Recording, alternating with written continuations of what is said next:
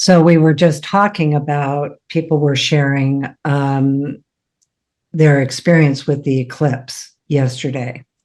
And so Robin and I, of course, we were working together over Zoom. And so we went into a deep meditation with the eclipse and a Reiki journey. And it was very channeled because we actually didn't plan it in advance, but there we were and thought, well, wait, we should take some time since we can and just go into the energy. So I want to share first about how we did that and other options of how you can do the same thing when you have that sudden moment of, oh, I want to be engaged in what is around me in the moment, but maybe you're busy, or maybe you do have the time. We happened to have the time to go into the journey as long as we wanted because we were working on our work, which fortunately, that is our work. So is to go into Reiki journeys and listen deeply to the energy. But you can do that. We did it quickly and it wasn't planned. And we just did it as is in the moment and channeled the invocation, which is always just adding in the Reiki symbols.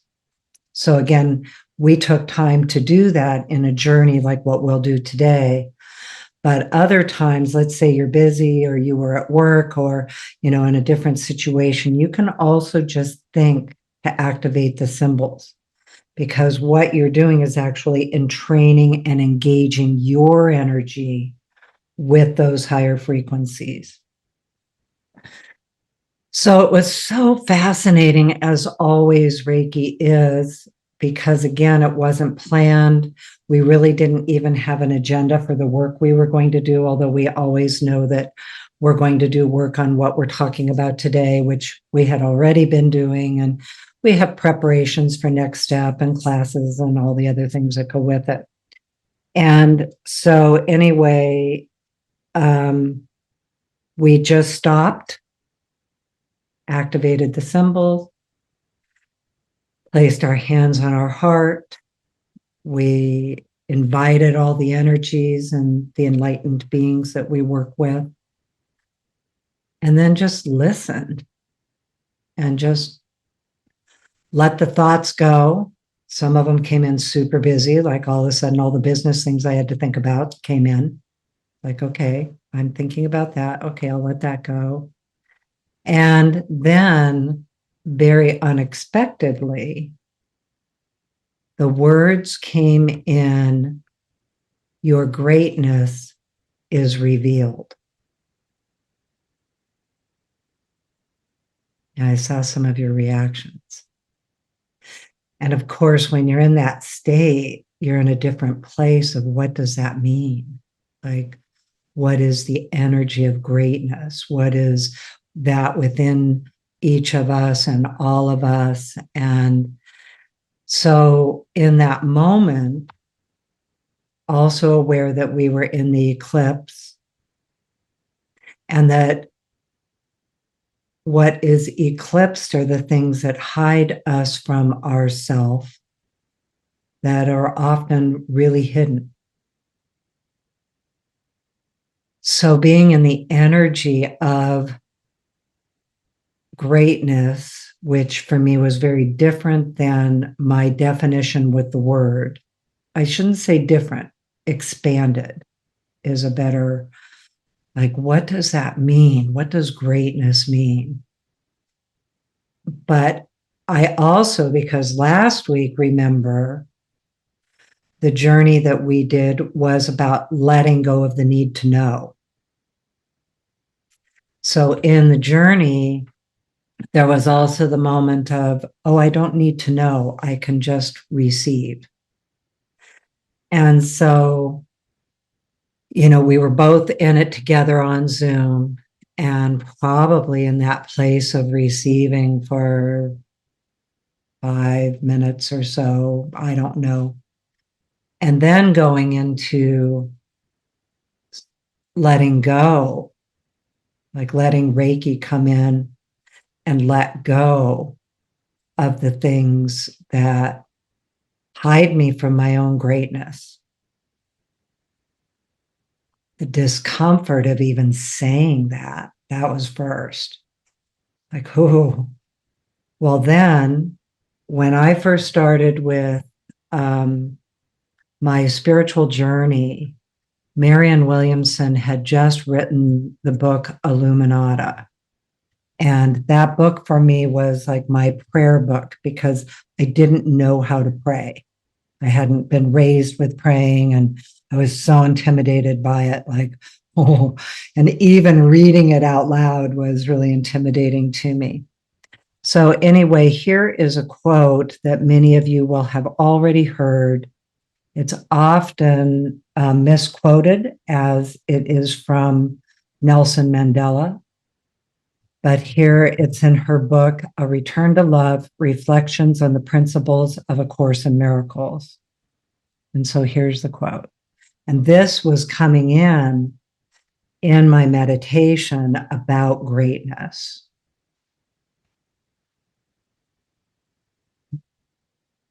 Our deepest fear is not that we are inadequate. Our deepest fear is that we are powerful beyond measure.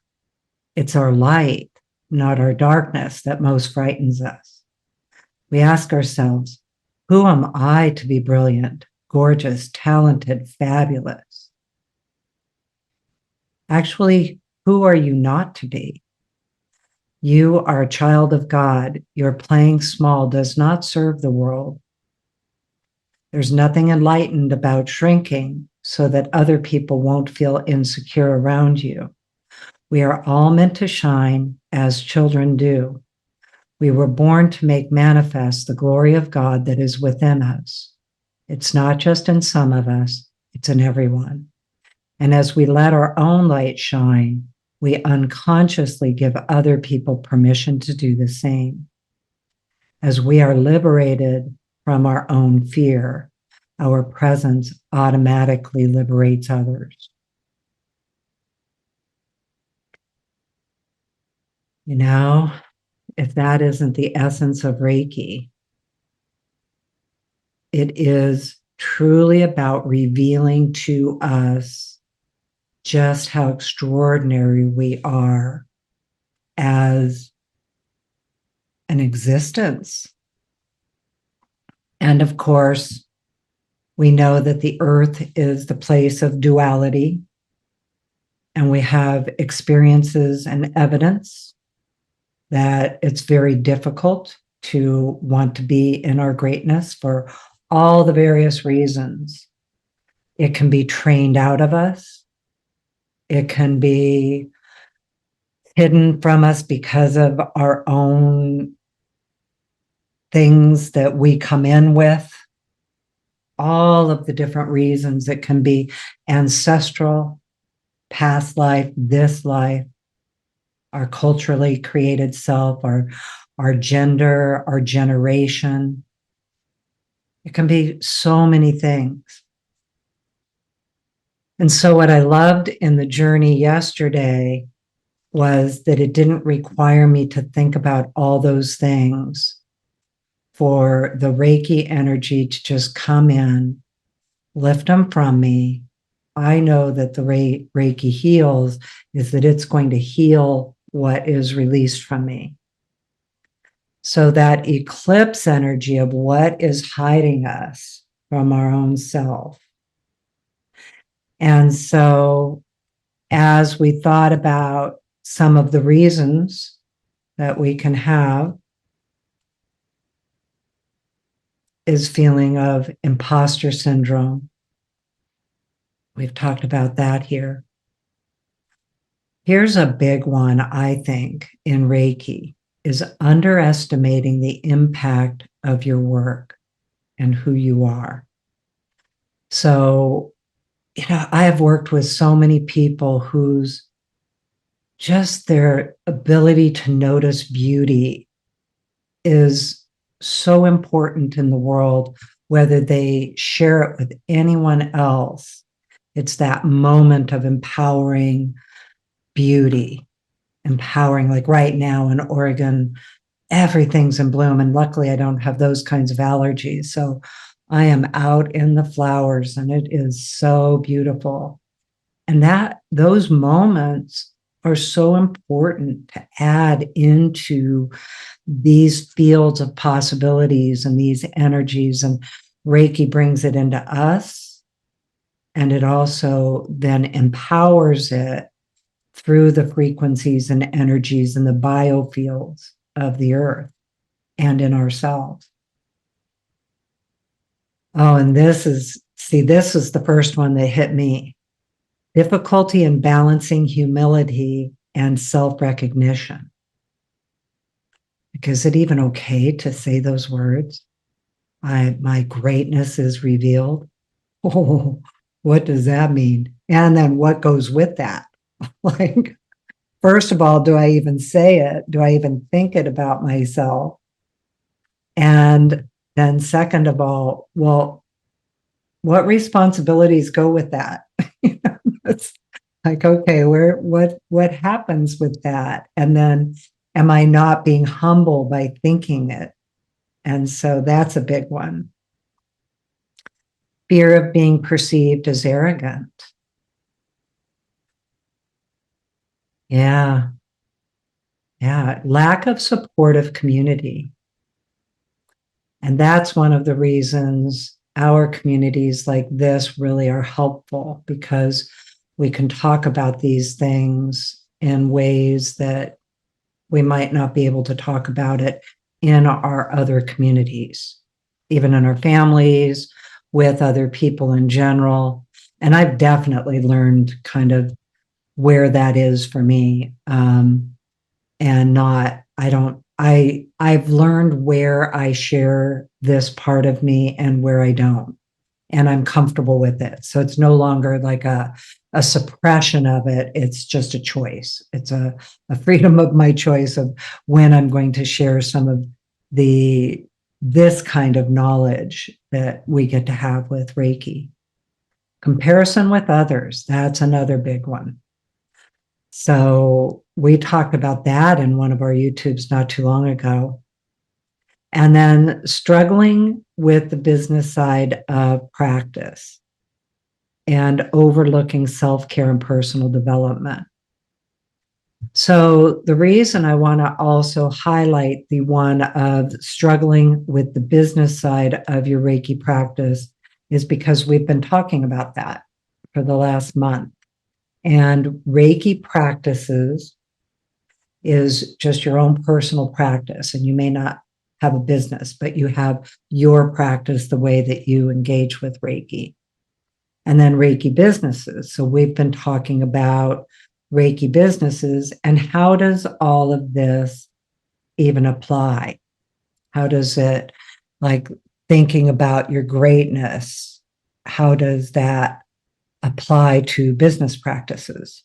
So last week we talked about our ideal client and who we're speaking to. Ideal client, creating an avatar, like an imaginary person or group of people that you are expressing what you know and what you want to share about Reiki. So I want to turn this over to Robin in a minute because she had, an expanded kind of experience with her journey too, and how it came out around this topic too. So, Robin, I don't know if you're ready to pop in or. I'm ready to pop in. I'm just like, well, what part? What part? Sure. That's right. Well, I was thinking that as I was saying those words. Probably start with your experience of the journey. Yeah. Well, I think what I would, hearing with this last part that you were talking about and why we're talking about this is because we have been talking about how to explain Reiki or Reiki 1 and 2, your avatar, everything that's kind of outside of you. But one of the also really important aspects is is about you, right? So we're talking about greatness, we're talking about gifts and talents. And as Colleen said yesterday, we had a lot of business things roll through and then be like, wait, no, go back into, and then business things roll through. But the thing is that that's part of where Colleen and I are at right now, is we're doing this work for our website. And part of the things that we also like to think about, because we're pretty passionate about that subject in general, and we enjoy those aspects of it. So with these ideas and this greatness, it is outside of business. Some of you don't even have a Reiki practice, a Reiki business, and don't want one. It's just for you personally. So it's definitely outside of business or job or work, because our greatness is not defined by those things. However, because this is what came through in this time frame and this opportunity right now, we also have the opportunity to go into this. And as Colleen said, I love the statement that it's so hard to do this in our Can we get a sandwich or a donut and coffee and drive to our waking consciousness, because we hear the word greatness, we hear the word gifts and talents, and we kind of cringe a little bit. How do I stay humble? How do I stay out of ego and yet look at some of those aspects of myself? What do I offer the world? What do I offer the world of Reiki? And if we do have an interest in having a Reiki practice or a Reiki business, how am I different? What do I offer that? And so going into the Reiki energy helps us to define that, first of all, outside of our normal waking ego, being in humility, because it doesn't come from a place of unhealed ego. And in fact, Reiki helps us be in our healed ego. So it helps us to look at it from that perspective. We also know that it helps us to look at the healing work that we still need to do, but it also helps empower us. And sometimes defining these words for ourselves is a part of what helps empower us. So knowing where our gifts and talents lie within the space, knowing what differentiates us in the space, can be extremely helpful. So one of the exercises that, we talked about that when we were looking this up is just even our origin story to Reiki. What brought us to Reiki? How did that path go? What was it about it that had that initial interest for us? And we are probably completely different people than maybe we were then.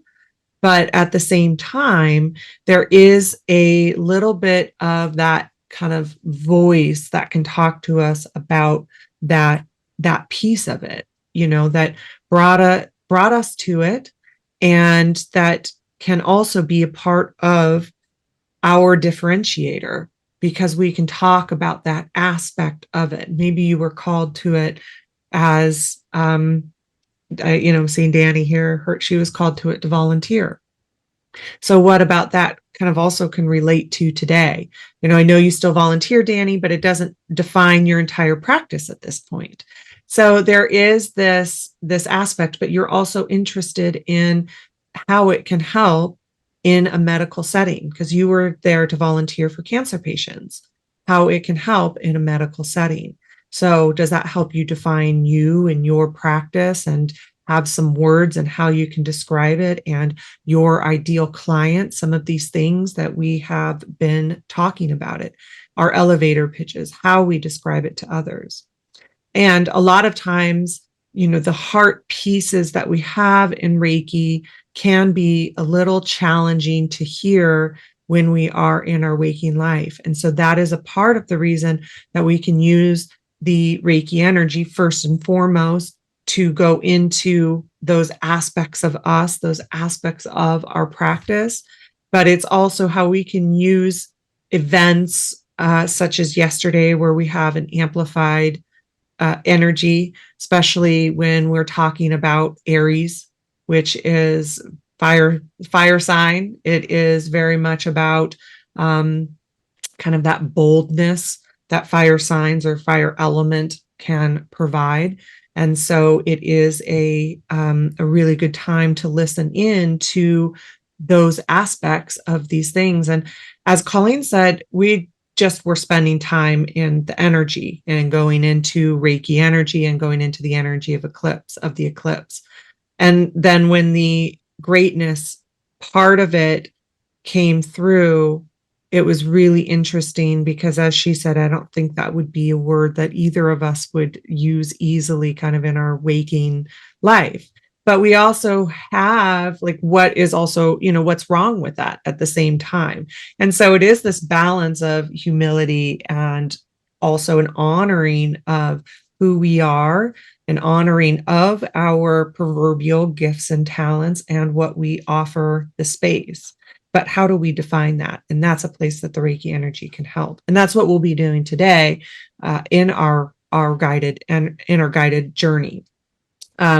Also that it lifting off the places that eclipse that, right? Because that is a part of how you can use the eclipse energy, eclipse season, regardless of whether it's traveling over your home or not, or where you live or not.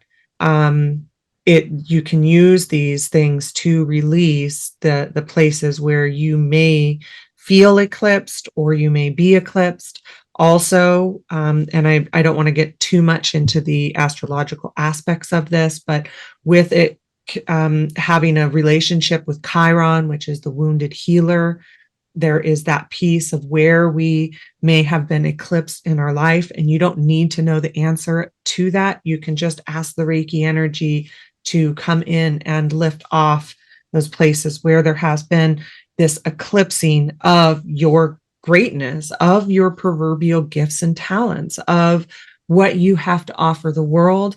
And then if we continue to extrapolate that down into what you have to offer the space of Reiki, even if that's just for yourself.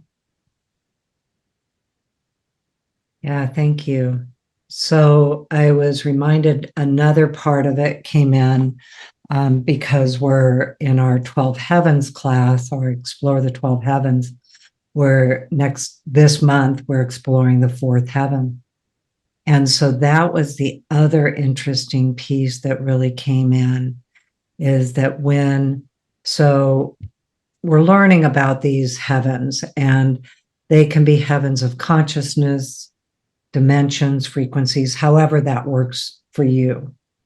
So we're exploring them, and with the earth being the first heaven, and then going up into 12. And in the fourth heaven energy, it showed that's that place within us that is our greatness. There's no lack of greatness. So the first heaven being a heaven of duality, the first and second heaven, they're both dualities. So we have love and hate. We have all the different oppositions in the first and second heaven. Then when we get to the third heaven and beyond, we are actually in the non-dual realms. So there's only love. So it was showing in that fourth heaven energy that that's a place where we are completely in our greatness, and completely, there's no limitation to it. Like there's, the things that eclipse us from it aren't there in that level for us. And so Reiki energy can actually lift you and your consciousness to that place within you. And then, part of our whole work is always to bring it into the practicality of daily life. So how does that apply?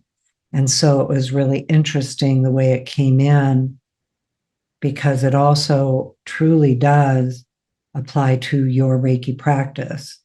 And for those of you with a Reiki business, getting comfortable with expressing your gifts, your talents, who you are, being in your knowingness, and knowing what that is, and having the Reiki experience to be in it, so that it's, can can heal some of those places where it may be uncomfortable. Or if you're already comfortable in that, expanding it.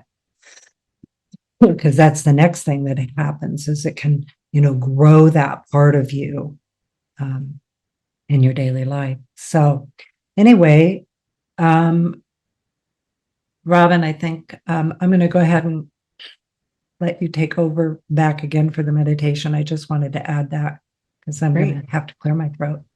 Okay. Right. So we'll go ahead and go into the meditation. Just mention the chakras real quick.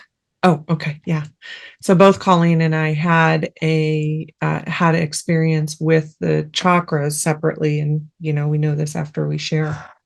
And really how it went through the different aspects. And Colleen, you'd have to talk about yours. I remember it went through each one, but how it went through the different aspects of the chakras. So, that full sun, especially within your third chakra, and that self-expression and your greatness. And for all of them, it was going through the greatness and again, those gifts and talents within each one. For me, it actually showed the different symbols, which I've had a lot of information come in around this over the last year or so. The symbols and the power symbol, being your own personal sun and being within those lower three, and the mental emotional symbol being in kind of the heart, throat, moving up into the third eye. There's of course crossover with each one, and then the distance symbol being in the third eye and the crown, and kind of a definition of how they operate for me. And but however, having said that, they're good for all of them. There's definitely not a limitation to how we use the symbols. And it was just a really interesting experience with that. And then Colleen, I remember you had a really interesting experience around it too. That was really cool. Again, you guys, so much of the time when this stuff is channeled, luckily we recorded it, but when it's channeled, I don't remember everything exactly. But I remember that the greatness then, as part of the earth, part of our spirit, so working together in each of the chakras and moving through like your root chakra and the greatness of, your physical life, and the second chakra, the greatness in your creativity. Let me think of just a moment before I keep going. It said it in a particular way. It went into each one. It did. The greatness. Oh gosh, it felt like, how it is when you're in the energy of it. Yeah, we'll have to go back. Anyway, it was in each of the chakras, and it talked about the greatness then in your solar plexus. And like Robin said, that's your personal sun, and expressing greatness and loving your greatness, speaking your greatness, knowing your greatness, and then the divine of your greatness. And so, anyway, I think that's everything we can remember in this moment. So